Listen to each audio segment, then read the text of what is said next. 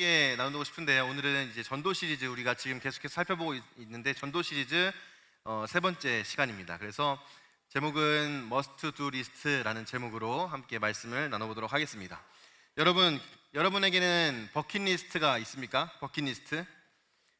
예전에 한창 유행했던 단어이기도 한데 버킷리스트는 뭐예요? 어떤 의미를 담고 있어요? 내가 죽기 전에 꼭 해보고 싶은 일들, 그거를 정리해 놓은 걸 버킷리스트라고 하죠. 여러분들에게는 내가 죽기 전에 이거 꼭 해보고 싶다 하는 게 있어요? 뭐가 있어요? 없어요? 그런 거? 목사님은 말씀을 준비하면서 내가 죽기 전에 꼭 해보고 싶은 게 뭐가 있을까라고 생각해 봤는데 몇 가지가 떠올랐어요. 먼저 첫 번째는 최근에 유튜브에서 영상을 하나 봤었는데 큰 배를 타고 여행하는, 크루즈 타고 여행하는 거 있잖아요. 그거를 한번 나중에 가족들하고 같이 배를 타고 여행을 한번 해보고 싶다, 이런 생각이 들기도 하고, 또 성지순례 같은 거, 유럽이나 아니면 이스라엘 이런데 성지순례를 가서 한번 직접 눈으로 보고 또 하나님의 은혜도 한번 누려보고 싶다, 이런 생각들이 들었습니다.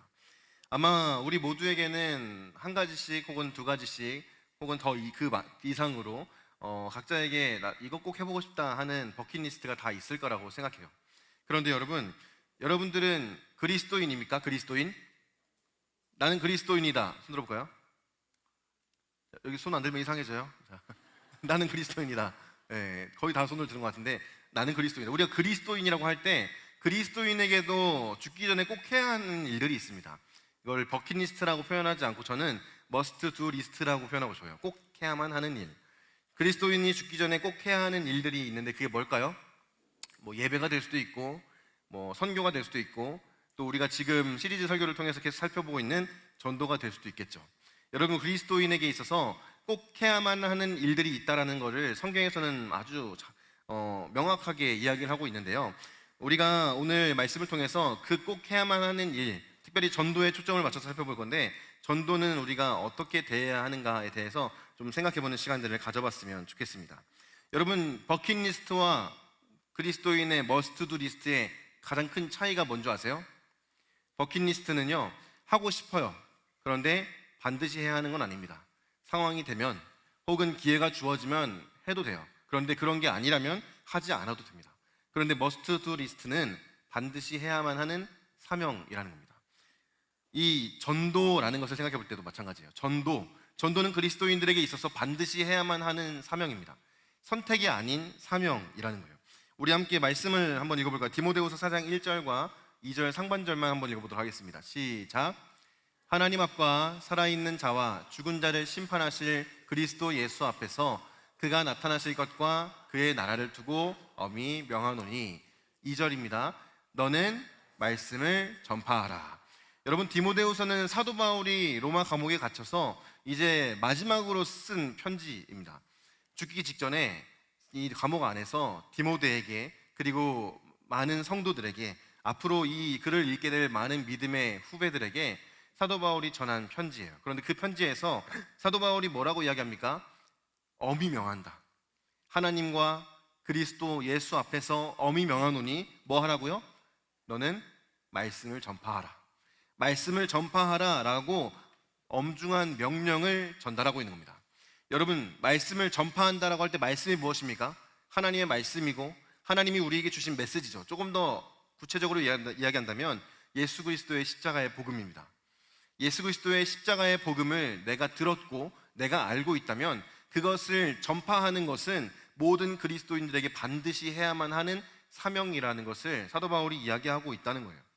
여러분, 이 이야기를 들을 때 어떤 마음이 듭니까? 복음을 전하는 것, 전도하는 것 너무 어렵다라는 생각이 들지 않으세요? 어떤 친구들은 그건 나랑은 별로 관계가 없는 것 같아요. 목사님들이나 강도사님이나 전도사님 혹은 선생님들이 할 일이지 내가 할 일은 전도가 아니야 라고 생각하는 친구들도 있을지도 모르겠어요. 그런데 사도 바울이 이 이야기를 하고 있는 대상은 여러분이라는 사실을 기억할 수 있기를 바랍니다. 전도는 반드시 해야만 하는 사명이에요. 그런데 복음을 전한다고 하는 게 부담스럽게 느껴질 수 있을 것 같아요. 여러분들이 복음을 전한다고 할 때 여러분들 어떻게 이야기합니까? 보통 어떻게 이야기해요? 복음 전한다고 할 때? 교회 갈래? 그 이후에 뒤에 설명 더 안 붙이죠. 교회 가자. 그 정도. 교회 가면 맛있는 거 사준대, 선물 준대. 목사님 어렸을 때는 교회 선생님이 맛있는 거 사준대, 같이 가자 이렇게 해서 교회 막 친구들 부르고 막 이랬던 기억도 있어요. 그런데 지금도 거의 비슷할 것 같아요. 교회 가자, 교회 가서 게임하자, 혹은 뭐 교회 가서 맛있는 거 먹자, 목사님이 너 데리고 오면 맛있는 거 사준대, 뭐 이런 식으로 그렇게 전도를 하는 친구들도 많이 있을 것 같아요. 그런데 여러분, 전도는 다른 게 아니라, 복음을 전한다고 할 때 다른 어떤 것을 부연 설명하기보다 여러분들이 만난 하나님을 이야기해 주면 제일 좋을 것 같아요. 내가 만난 하나님, 내가 만난 예수 그리스도, 내가 경험한 예수 그리스도의 그 복음, 그걸 여러분들이 친구들에게 이야기해 주면 좋을 것 같아요. 왜냐하면 복음이라는 단어가 가진 그 의미 자체로 어떤 의미가 있냐면, 복된 소식, 좋은 소식이라는 의미가 있습니다. 그러니까 내가 경험한 좋은 소식을, 좋은 이야기를 내 친구들에게 전하는 게 전도라는 거예요. 여러분, 드라마 좋아해요? 최근에 본 드라마 뭐 있습니까? 네? 슬기로운 전공의 생활? 고윤정 나오는 거? 고윤정 이쁘더라고요. 네. 또 뭐 있어요? 뭐요? 신병 3. 그것도 재밌죠. 네, 또 뭐 재밌는 드라마들 좋아하는 친구들 많은 것 같은데, 여러분 드라마 보고 재밌으면 어떻게 해요? 친구들한테 이야기하죠. 야, 이거 진짜 재밌다, 이거 한번 봐봐, 이거 진짜 재밌어 하면서 친구들한테 추천하고 이야기하잖아요. 그것처럼 여러분들이 들은 그 예수님의 말씀, 여러분들이 경험한 하나님의 사랑, 이거를 친구들한테 야, 이거 진짜 좋다 하고 전해봤으면 좋겠어요. 이번 주에 한 주 동안 여러분 학교에 가서 친구들 만났을 때, 야, 신명3 재밌지? 이런 이야기보다, 야, 내가 만난 예수님에 대해서 이야기해줄게, 한번 그렇게 해봤으면 좋겠어요. 그것도 부담스럽다? 그러면 내가 하나님을 만나고 어떻게 변화되었는지, 내가 어떤 은혜를 받았는지, 내가 기도했는데 어떤 기도 응답을 경험했는지, 자유롭게 그런 것들을 여러분들 친구들에게 이야기하면서 그렇게 복음을 전하는 통로로 여러분들이 쓰임받을 수 있기를 주님의 이름으로 축복합니다. 여러분, 전도가 가지고 있는 이 두 번째 특징이 있는데요, 사명이라는 특징과 함께 두 번째 특징이 뭐가 있냐면, 전도는 타이밍보다 순종이라는 겁니다. 디모데후서 4장 2절 말씀 다시 한번 읽어보겠습니다. 디모데후서 4장 2절 한번 같이 읽어볼까요? 시작. 너는 말씀을 전파하라. 때를 얻든지 못 얻든지 항상 힘쓰라. 여러분, 말씀을 전파하라는 말씀 바로 뒤에 어떤 표현이 나옵니까? 때를 얻든지 못 얻든지 항상 힘쓰라. 때를 얻든지 못 얻든지 무슨 말이에요? 상황과 타이밍 재지 말고 그냥 전하라는 거예요. 여러분, 목사님이 예전에 다른 교회 사역할 때 그 교회에서는 이제 노숙인 분들을 대상으로 사역을 했었습니다. 그래서 수원역에 가서 노숙인 분들 뭐 발도 씻겨드리고 닦아드리고 음식도 챙겨드리고 했던 사역을 했었어요. 근데 그때 목사님이 수원역에서 사역을 하다가 잠깐 어떤 목사님 심부름 하려고 한쪽 수원역 안에 들어가서 뭘 사러 가던 길이었어요. 사러 가던 길에 지금도 요즘에도 보이는지 모르겠는데 바구니 같은 거 하나 얻고 엎드려가지고 한 푼만 줍시오 이렇게 하시는 그런 노숙인 분이 계시더라고요. 계단을 이렇게 올라가서 지나가고 다리를 건너가는데 다리 한쪽에 그렇게 돈을 구걸하고 있는 노숙인 분이 계셨어요. 근데 그 당시에 목사님이 좀 도와드리고 싶다라는 마음이 들었는데, 주머니를 확인해 보니까 주머니에 1,000원짜리가 없는 거예요. 10,000원짜리만 있는 거예요. 그래서 10,000원짜리 좀 큰데 그런 생각이 드는 거죠. 그래서 나중에 드려야겠다 하고 그냥 지나갔어요. 근데 지나가서 다리를 건너서 뭐 물건 사는 거 사고 하는데 자꾸 마음에 어떤 마음이 드냐면, 가서 주라는 마음. 가서 그거 다 주라고. 네가 가지고 있는 거 10,000원짜리 그냥 주라고. 그런 마음을 하나님이 계속 주시는 거예요. 그래서 도저히 안 되겠다 해가지고 다시 거기에 갔어요. 그 아저씨가 구걸하신 아저씨가 계신 곳으로 가서 이거 드려야겠다 하고 갔는데 아저씨가 안 보이는 거예요. 찾아도 안 보여요. 분명히 여기 계셨는데 한 5분도 안 됐거든요. 5분도 안 된 시간에 아저씨가 계시다가 사라져버린 거예요. 그때 어떤 마음이 들었냐면요, 그냥 그때 드릴 걸, 처음에 마음이 들었을 때 드릴 걸 하는 후회가 막 찾아오더라고요. 그러면서 목사님이 어떤 생각을 했는지 아십니까? 나중에 기회가 되면, 준비가 되면, 더 좋은 타이밍이 오면 그때 해야지, 그런 생각 하지 말자. 여러분, 전도도 마찬가지예요. 전도도 좋은 타이밍, 좋은 기회, 좋은 어떤 상황, 그런 게 갖춰질 때 하는 게 전도가 아니라는 거예요.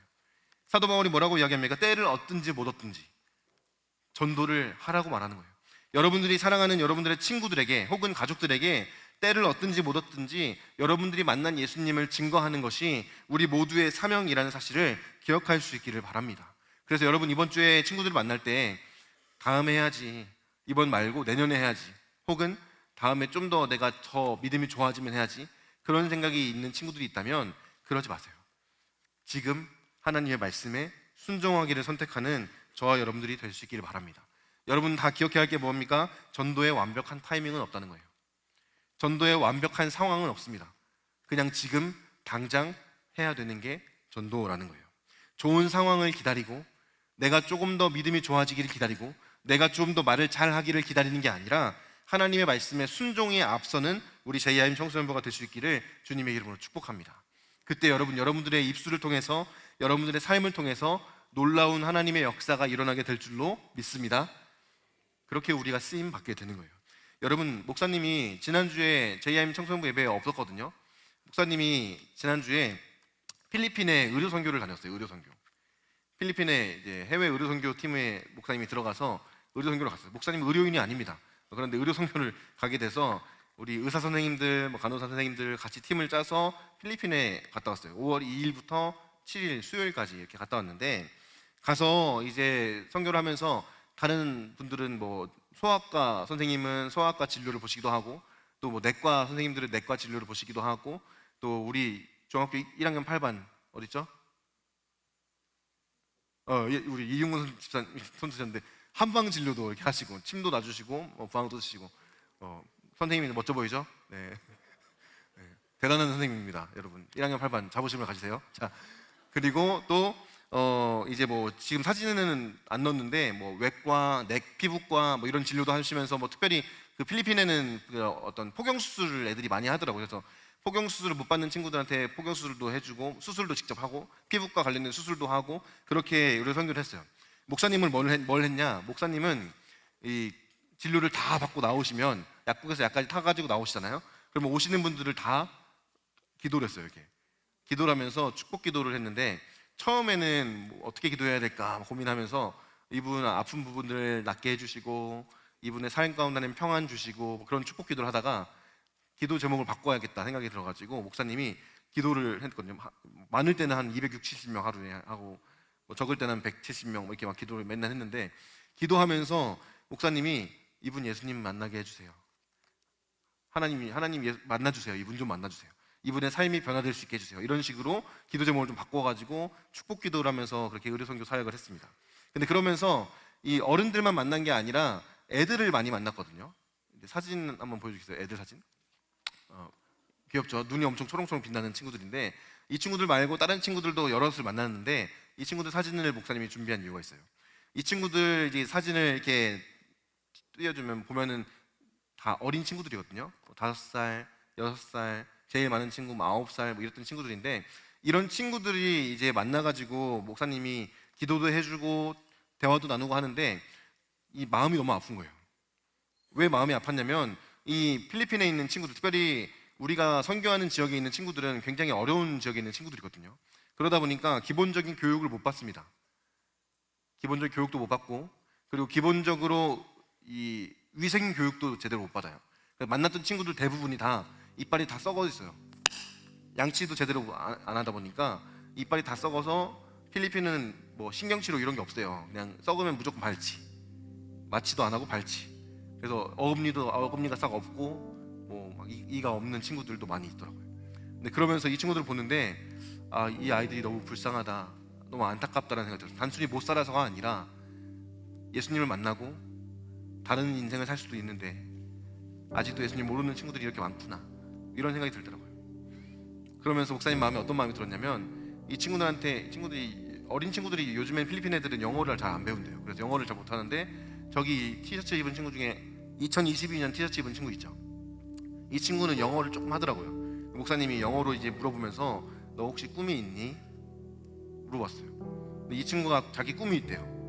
근데 다른 친구들은 거의 꿈이 없었거든요. 근데 이 친구는 뭐라고 했냐면, 자기는 승무원이 되고 싶다. 그럼 비행기가 이렇게 쭉 날아가는데 저기 비행기 날아간다고 하면서 너무 좋아하는 그런 모습을 보면서 목사님이 네가 꿈을 가지고 있어 너무 좋다.